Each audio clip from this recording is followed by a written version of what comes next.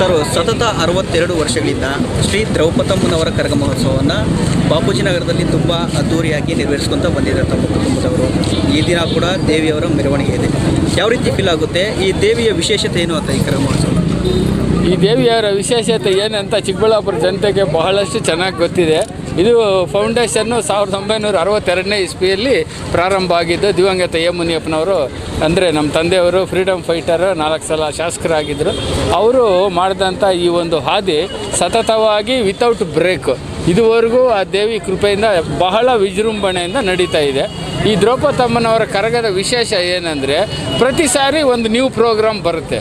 ಅದು inter state ಅಂತೆ ಸುಮಾರು ಒಂದು ಭಾರತದ ದಕ್ಷಿಣ ಭಾರತದ ರಾಜ್ಯಗಳು ಎಷ್ಟಿದೆ ಎಲ್ಲ ರಾಜ್ಯಗಳಿಂದನೂ ಕಲಾವಿದರು ಬರ್ತಾರೆ.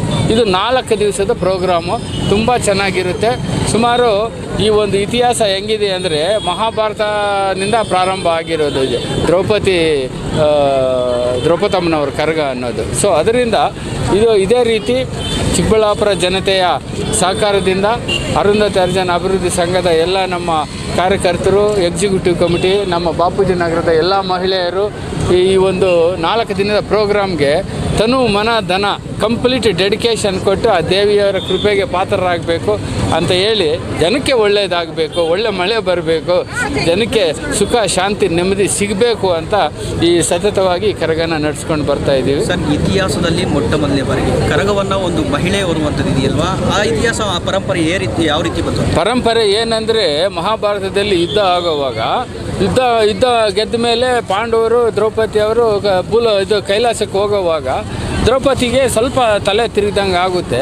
ಆ ಥರ ಸ್ವಲ್ಪ ಹಂಗೆ ಸ್ಪೃಹ ಹೋಗಿ ಇವರು ಪಾಂಡವರೆಲ್ಲ ಮುಂದೆ ಹೋಗ್ತಾ ಇರ್ತಾರೆ.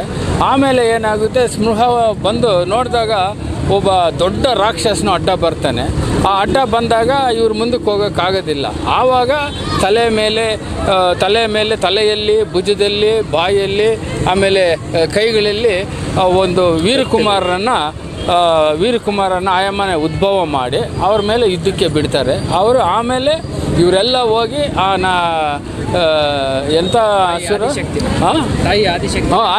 ಆದಿಶಕ್ತಿಯಾಗಿ ರಾಕ್ಷಸನ ಸಂಹಾರ ಮಾಡಿ ಆಮೇಲೆ ನಾನು ಹೋಗ್ತೀನಿ ಕೈಲಾಸಕ್ಕೆ ಅಂದಾಗ ಆ ಜನ ಎಲ್ಲನೂ ಅಲ್ಲಿ ಹುಟ್ಟಿದಾರಲ್ಲ ಜನ, ಅವರು ಹತ್ಕೊಳ್ತಾರೆ, ಬೇಡ ತಾಯಿ ನೀವು ಹೋಗಬಾರ್ದು ಅಂತ ಹೇಳಿದಾಗ ಆವಾಗ ಶ್ರೀಕೃಷ್ಣ ಪರಮಾತ್ಮ ಒಂದು ಐಡಿಯಾ ಕೊಡ್ತಾನೆ. ಏನಂತ, ಈ ಪ್ರತಿ ವರ್ಷ ಯಾವ ಊರಲ್ಲಿ ದ್ರೌಪದಮ್ಮನ ಕರಗ ಆಗಲಿ ಧರ್ಮರಾಯರ ಕರಗ ಆಗಲಿ ನಡೆಯುವಾಗ ಈ 3 ದಿವಸ ಭೂಲೋಕದಲ್ಲೇ ಇದ್ದು ಈ ಕರಗನ ದರ್ಶನ ಮಾಡಿದಂಥ ಪ್ರತಿಯೊಬ್ಬ ಕುಟುಂಬಕ್ಕೂ, ಪ್ರತಿಯೊಬ್ಬ ಜನತೆಗೂ, ಹೆಣ್ಮಕ್ಳಿಗೂ, ವಯಸ್ಸಾಗಿರೋವ್ರಿಗೂ, ಮಕ್ಕಳಿಗೂ ಎಲ್ರಿಗೂ ಒಳ್ಳೆಯದಾಗಬೇಕು ಈ ಕರಗನ ದರ್ಶನ ಮಾಡಿದವ್ರಿಗೆ ಅಂತ ಹೇಳಿ ಆ 3 ದಿವಸ ದ್ರೌಪದಿ ತೀರ್ಮಾನ ಮಾಡ್ತಾರೆ. ಪ್ರತಿ ವರ್ಷ 3 ದಿವಸ ನಾನು ಯಾವುದೇ ಊರಲ್ಲಾಗಲಿ ಈ ಭೂಮಿ ಮೇಲೆ ಯಾವುದೇ ಮೂಲೆಯಲ್ಲಾಗಲಿ ಕರಗ ಮಾಡೋದಾದರೆ ಅಲ್ಲಿ ನಾನು ಇರ್ತೀನಿ ಅಂತ ಅವಾಗ ತೀರ್ಮಾನ ಆಗಿ ಆ ಒಂದು ಪ್ರತೀತಿನೇ ಈ ದ್ರೌಪದಮ್ಮನವ್ರ ಕರಗನ ನಾವು ನಡೆಸ್ಕೊಂಡು ಬರ್ತಾ ಇದ್ದೀವಿ. ನಿಮ್ಮ ಕರಗ ವಿಶೇಷವಾಗಿ ಹೆಣ್ಣು ಮಗು ಇರುತ್ತಲ್ವ ಸರ್?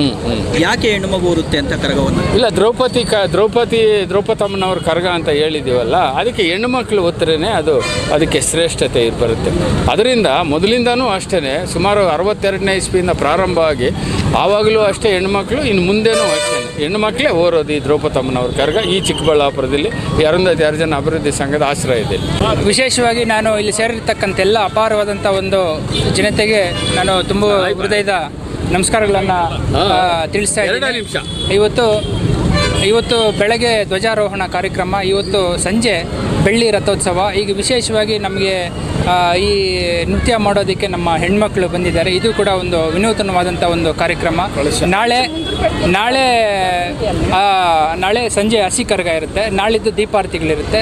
ಮತ್ತು ಎಂದಿನಂತೆ 25ನೇ ತಾರೀಕು ದ್ರೌಪದಮ್ಮನವರ ಕರಗ ಮಹೋತ್ಸವ ರಾತ್ರಿ 10 ಗಂಟೆಗೆ ನಮ್ಮ ಮಹೇಶ್ವರಂಬ ದೇವಾಲಯದಿಂದ ಹೊರಡಲಿದೆ. ವಿಶೇಷವಾಗಿ ಈ ಸರಿ ದ್ರೌಪದಮ್ಮನವರ ಕರಗ ಮಹೋತ್ಸವಕ್ಕೆ ವಿಶೇಷವಾಗಿ ಎಲ್ಲ ಒಂದು ರಾಜ್ಯಗಳಿಂದ ಕಲಾ ತಂಡಗಳು ಬರ್ತಾ ಇದ್ದಾವೆ. ಮಂಗಳೂರಿಂದ ಆಗಿರ್ಬೋದು, ತಮಿಳ್ನಾಡಿಂದ ಆಗಿರ್ಬೋದು, ಕೇರಳದಿಂದ ಆಗಿರ್ಬೋದು.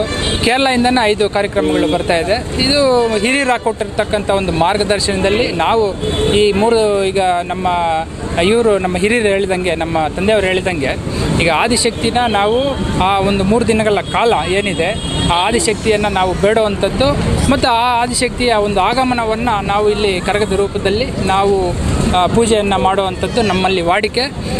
ಅತಿ ಮುಖ್ಯವಾಗಿ ಸೃಷ್ಟಿಯ ಮೂಲ ಹೆಣ್ಣು. ಹಾಗಾಗಿ ಈಗ ನಮ್ಮಲ್ಲಿ ಕರಗ ಹೊರುವಂಥದ್ದು ನಮ್ಮ ಪೂರ್ವಿಕರು ನಮಗೆ ಪಾಠ ಮಾಡಿರ್ತಕ್ಕಂಥದ್ದು ಹೆಣ್ಣು ಸೃಷ್ಟಿಯ ಮೂಲ. ಹಾಗಾಗಿ ಅವರಿಗೆ ಗೌರವ ಕೊಟ್ಟು ಆ ಕರಗದ ರೂಪದಲ್ಲಿ ಏನಿದೆ ಆ ಒಂದು ಪದ್ಧತಿಯನ್ನು ನಾವು ನಡೆಸ್ಕೊಂಡು ಬರ್ತಾ ಇದ್ದೀವಿ. ಇದೇ ಒಂದು ಪದ್ಧತಿನ ಮುಂದಿನ ಒಂದು ಪೀಳಿಗೆಗೆ ನಾವು ಮಾಡಿಕೊಂಡು ಹೋಗ್ಬೇಕಂತೇಳಿ